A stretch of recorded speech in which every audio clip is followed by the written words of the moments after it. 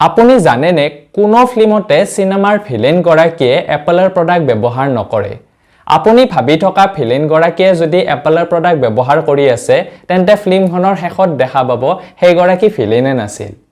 অৰ্থাৎ negative character বিলাকে এপলৰ প্ৰডাক্ট ব্যৱহাৰ নকৰে বা কৰিব নোৱাৰে কাৰণটো কি জানেনে এপলৰ ফালৰ পৰা হেইটো ফিল্ম ডাইৰেক্টৰ সকলক নিৰ্দেশ দিয়া আছে যাতে ভিলেন সকলে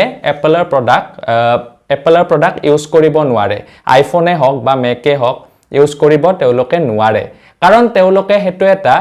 মানুহলৈ এটা বেড মেসেজ যাব বুলি ভাবে মানে দে R very serious about there brand এই কথাটোৰ পৰা আমি কি কথা শিকিব পাৰো যে মানুহৰ নামটো হৈছে আটাইতকৈ ডাঙৰ বস্তু ব্ৰ্যান্ডটো নিজৰ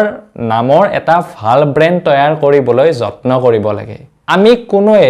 এটা নাম লৈ জন্মগ্ৰহণ নকৰো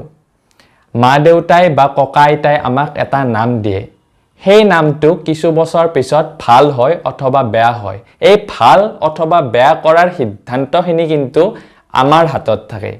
গতিকে জন্ম মৃত্যু বিবাহ এটাও আমাৰ হাতত নাই কিন্তু নামটো ভাল অথবা বেয়া কৰাৰ সিদ্ধান্তখিনি সেইখিনি পাৱাৰখিনি আমাৰ হাতত থাকে গতিকে সদায় সকলোৱে নিজৰ নামটো ভাল কৰিবলৈ তৈয়াৰ কৰক এটা ব্ৰ্যান্ড নিৰ্মাণ কৰিবলৈ তৈয়াৰ কৰক থ্যাংক ইউ